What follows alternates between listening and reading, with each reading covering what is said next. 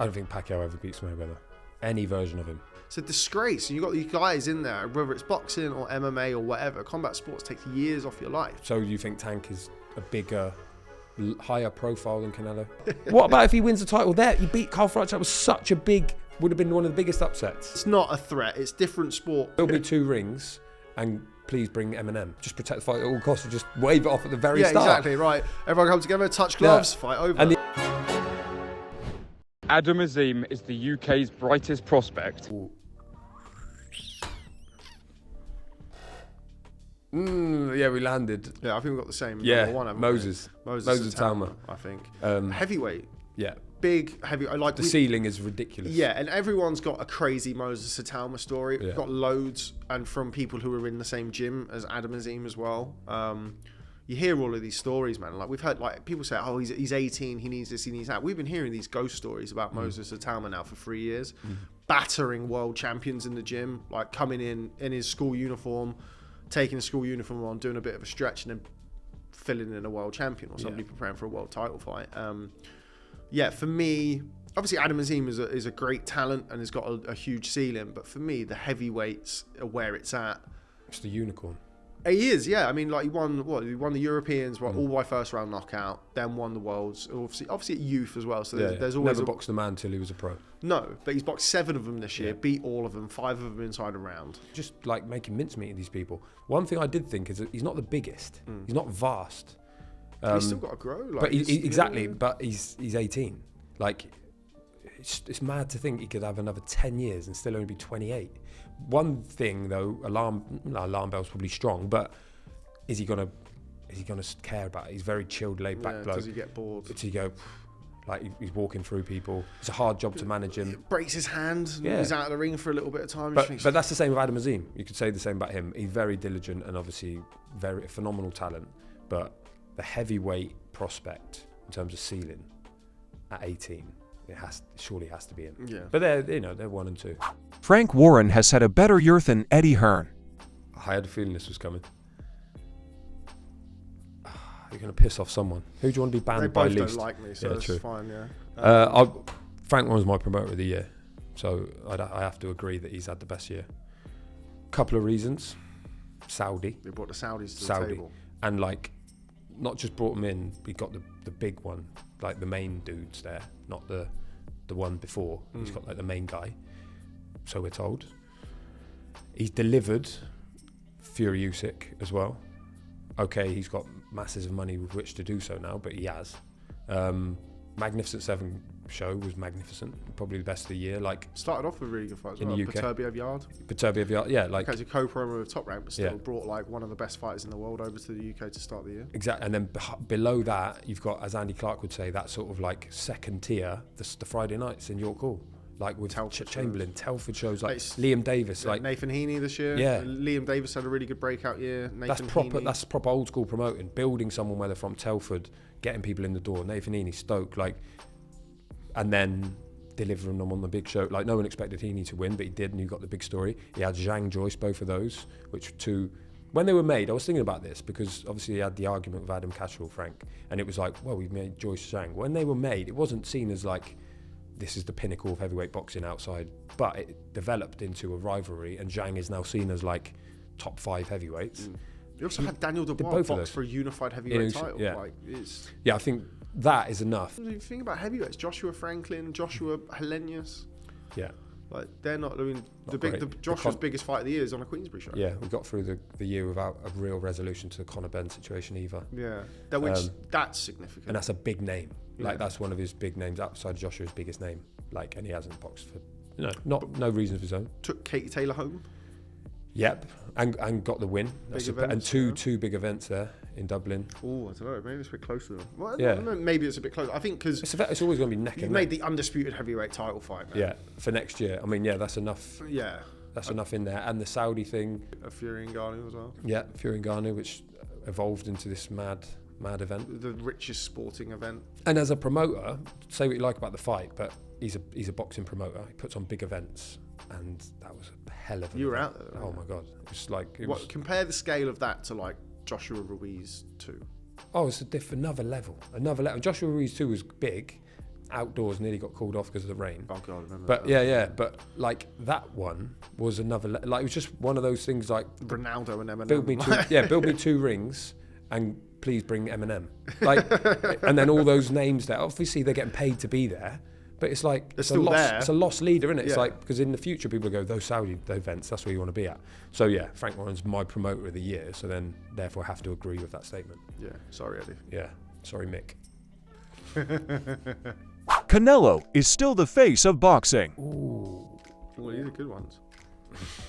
who is Terence Crawford? No, I think it's different because I don't think Canelo is the face of boxing because I'm not really sure there is a face of boxing at the minute. I think he's come to the stage of his career where, look, he got soundly beaten by Dmitry Bivol. Yeah, he's not a light heavyweight. He wasn't a light heavyweight when he boxed Sergei Kovalev, so don't massively hold that against him. But is he the same force that he was, Canelo? I don't think so. But I'm not sure that affects whether he's the face or not.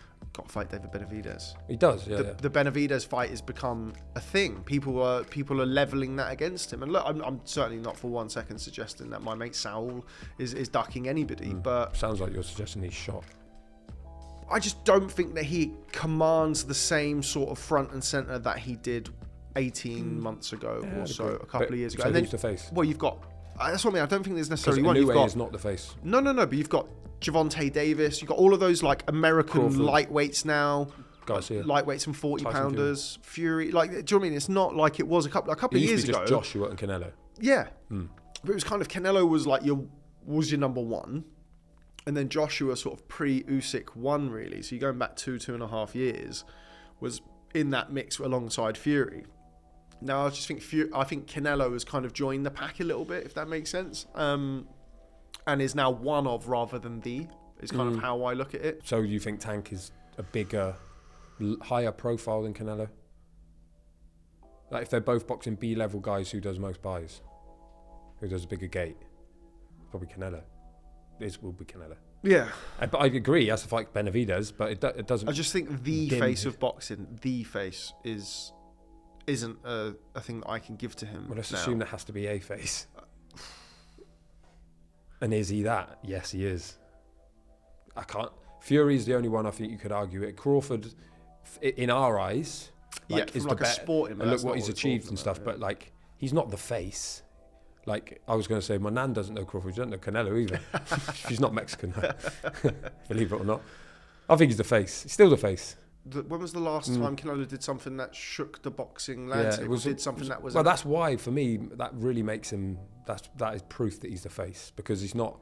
It's a bit like Mayweather. We were talking about that run that he had at the end, where he's not pulling up any trees, but he's still the face, still bums on seats, still buys, still all that money he got from PBC, he got from DAZN latterly, before, and then PBC recently. Even because, Golovkin, third fight, did the business, but nobody that shocked. Lost to Bivol, beat John Ryder, beat a small guy in Jamel Charlo. So then what was the one before the Golovkin one? Before Bivol. Before Bivol, but it went Bivol Golovkin. Yeah, what was the win before Saunders. that September? Yeah, Saunders. And then before that, it was the super middleweight run, which was great. Yeah. So it was that. But then that, for me, is proof that he's still the face, because, like, Guadalajara, I was there for that fight. And, of course, he's gone home for it. But it's another amazing event and occasion. And, honestly, like, he's such a star there. Like, police escorts for everyone, let alone just him. It was like the president was there. And I know most people would command that sort of occasion if they went home, but maybe not on that level. Yeah, I mean, it's different as well because he's not boxed there in 11 years. Mm. And Yeah. throughout that period of time, he has become the biggest star Of in course. boxing. I just think that he's now become more of joined the peloton a little bit as opposed to leading the charge like I felt like it was a couple of years ago. Okay, but no, you get one Tour de France winner. I don't care about the peloton, someone wins. So unless you can give me the name who is the face of boxing, who's overtaken Canelo, then I'm sorry, but this has to be an agree. I fucking feel like I've lost this one. Yeah. I don't care about I'm peloton. still disagreeing. All right, fine. Canelo, you're the face of boxing, baby. Welcome in the studio anytime. Misfits brings new eyes to the sport. Oh, yes, okay, nice. It does. It does, whether people want to argue about it or not. The guy who's reading the questions only started learning about boxing because of Misfits. We've got 2 members of staff now who came to boxing through watching KSI and Jake Paul and people like that. that is a fact. That's not, that is quite literally new eyes to boxing who weren't interested in boxing before. Does that mean that they stay? Yeah. Well, no. Well, does it mean they stay? I don't know. I'm going to use his job. Yeah, but also there was Jordan. What? Till I he can't sees his remember the holiday name. allowance. But the like Gen Z, like for the Gen Zs, boxing is the second most popular sport, up from like 7 or 8. So it does. It's become more of a thing. Misfits like, imagine boxing is. Well, okay, but among no, because this is the point, and this is from Posh Joe Markovsky. Shout out Posh Joe. PJ. But he says this is a different sport. Stop coming in here and going, you purists going, oh, this is a sham. No, this is a different product. It's almost like rugby union and rugby league.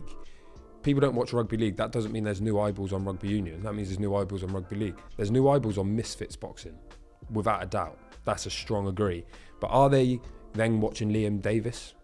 No, but Thank you. But are they? Next question. But is Liam Davis the bar that we're Yeah, saying? he should be. No, do but you I'm watch saying- Liam Davis? No, but is he watching boxing? But they might People- watch a Canelo fight or a Tank fight They or a might. Ryan Garcia They fight. might have anyway. But yeah, but no, I think that it does. Do I think that we have like a massive influx of people who, like hundreds of thousands and millions of people who weren't watching boxing beforehand? No. But you naturally How many will. then? Well, there's 2 in here. Yeah, okay, that's 2. That's an agree. So that's Yeah. enough in grounds for me for my Yeah, yeah. agree.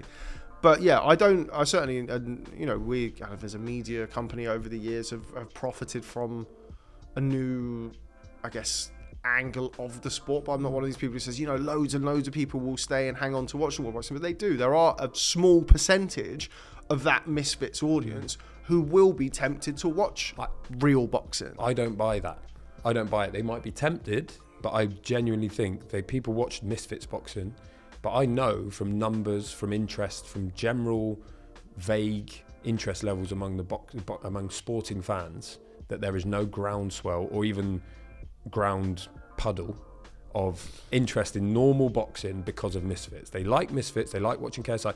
Even when it's not KSI boxing, there's some other bloke. Like, again, I don't know. Then it's not for me. These people, but someone else. Yeah, they don't. They don't do as well. Yeah, no, because of course these not. people like these guys, and that's fine, and that's a different sport. Like Markovsky says, it's a different sport. It's a different product. Yes, that gets eyeballs on, but genuinely, I don't think anyone is doing that and then going, "Who's this Devin Haney?" Like, oh, I wouldn't mind watching him. I just don't. But I don't buy it. I'd love it if it was. I think that there is, however small a percentage that we. Okay, so you actually agree or need disagree one on. person, don't you? We've got 2 people who, in a team of 10, we have 2 people already who came from that side who are now interested in boxing, Yeah. like actual boxing.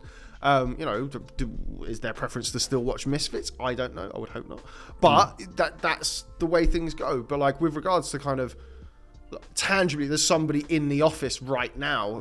He's off today, but anyway, he's at home. Yeah, probably fucking watching KSI play FIFA. He's probably in his not watching bedroom boxing. playing himself. No, but like he's now a boxing fan, Yeah. and he came into it by watching KSI and Joe Weller and people like that. And He now might have he's a got to boxing it. He fan. might have got to it anyway, just like me and you did. Yeah, but you can't. But that's not the question. Yeah, well, I'm telling you, that's what I'm saying.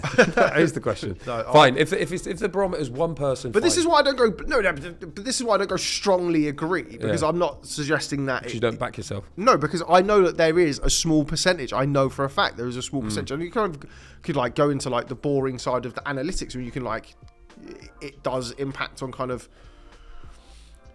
like, particularly for us on YouTube, with like people who are watching, like our demographic gets changed. Like, are these people are coming back to consume Liam Davies every week? They should be. Probably not. They should be. He's a really good fighter. Yeah. But they are there. And Yeah, they but okay, are- what's the metric then? One person has to watch one boxing match, and then that's a tick.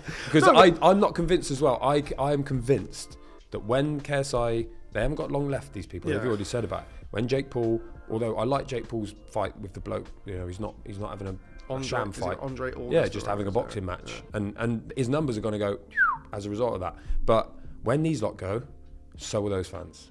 I don't think all of them will. If you need one to hang on there and watch Liam Davis, then okay, I agree with you. That's why I've gone for Agree. agree Yeah. instead of strongly agree. Jake Paul could win an area title. Whatever. In his boxing career. Area title. What area? No, I'd agree with you. He I'd can't disagree. win a fucking He area can't win title. area title. The thing is, I think Jake Paul is good for his level. He's had 5 fights in his life, and he trains like a pro. I think he's decent. Also, the handling of the occasions is quite remarkable. Yeah. And I'm just thinking, who the area champions? Luke Watkins was what, English champion at cruiserweight? Yeah. He ain't beating Luke Watkins No way. in a month of Sundays. No way would he beat Luke Shout Watkins. out Swindon legend, Luke Watkins. Absolutely. But Man, like the Duke. Yeah. But he is getting better, but he has got a ceiling because of his age and stuff. Tommy and he boxes Fury, twice a year. I think is area level, maybe. And he's not beating Tommy Fury. No. And I feel like that fight, look, obviously it was very scrappy, and we saw what happened in the Tommy Fury KSI fight. But Tommy Fury, that was really his, like, the big questions that I had on him was about what you said about kind of handling the occasion, not whether or not he was a good enough boxer to beat Jake Paul. Like, while still, you know, I think Tommy Fury's a long way away from becoming a world level fighter or world champion. He is probably area level.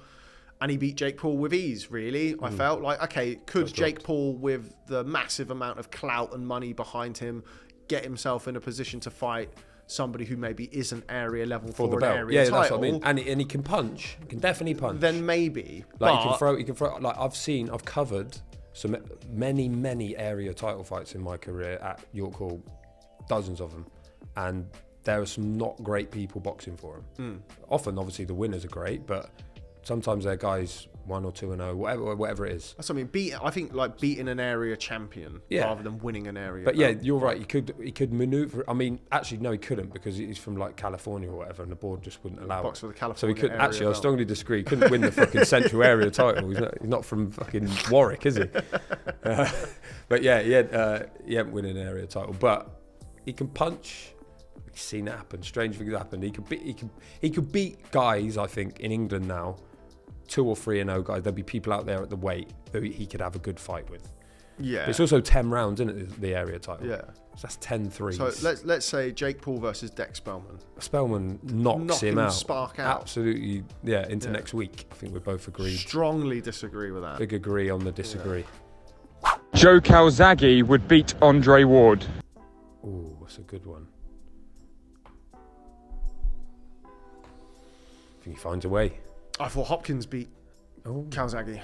I thought he struggled with the tricky style of Hopkins. I felt like Hopkins was able to neutralise him. And look, people can say what they want about kind of, yes, Hopkins went on and boxed Babel Shumanov and people like that after that, so he wasn't kind of finished, but he was a middleweight for however long, and by the time he boxed Joe Calzaghe, he wasn't the same light heavyweight as he was at middleweight, right? Okay, he had some great wins at light heavyweight, but I still thought he gave Calzaghe all the problems in the world. And I just think Ward would be able to neutralise him. And if you can get Calzaghe sort of second-guessing himself with regards to throwing his shots and his volume, that's where kind of you would look at it with the volume and the hand and foot speed giving Ward problems, because Ward's not a very busy fighter. He's not a big puncher, but he is very crafty and kind of slow you down. And he's very, very versatile, Ward. Could fight dirty, could fight on the inside like he was when he boxed Mikhail Kessler. Obviously, Calzaghe was great against Kessler as well. Beat probably a better version of him. He was unbeaten when Calzaghe boxed him. But I think those type of fighters, Andre Ward, James Toney, Bernard Hopkins, they're the kryptonite for a Calzaghe, for me, in my opinion. Somebody who can slow the pace down and get him thinking about throwing his shots rather than just allowing him to overwhelm them with foot speed and angles. I just think the version of Joe Calzaghe beat Jeff Lacey. But who did Jeff Lacey beat? I know, but I'm just saying, I agree. I'm not saying that, but I'm saying that version, he was so good that night. That era Calzaghe, even dodgy hands, I think he knows enough to beat Andre Ward. Like, the question was, could he? Yeah, he could. Yeah, he could. If they had a trilogy, it might be 2-1, but therefore it's an agreement. I think there'd be really hard fights to score. I thought the Hopkins one of them. fight It's definitely was one of very, them, very and therefore he could. Yeah. It'd be one of those. It might not even be that fun, actually. No, I mean, how many Ward fights were fun? Yeah, and that's kind of the point. Yeah. Like, of anybody, and I'd like. This could be my second controversial statement of the same question. I'm not as big of a Ward guy as a lot of people are, but I think that style against Calzaghe is a good style. It's a good style. And I felt like Hopkins was able to give him some problems that Ward would be able to as well. Defo, I agree. But Calzaghe could beat him. You should thank your lucky stars. Barry's not here.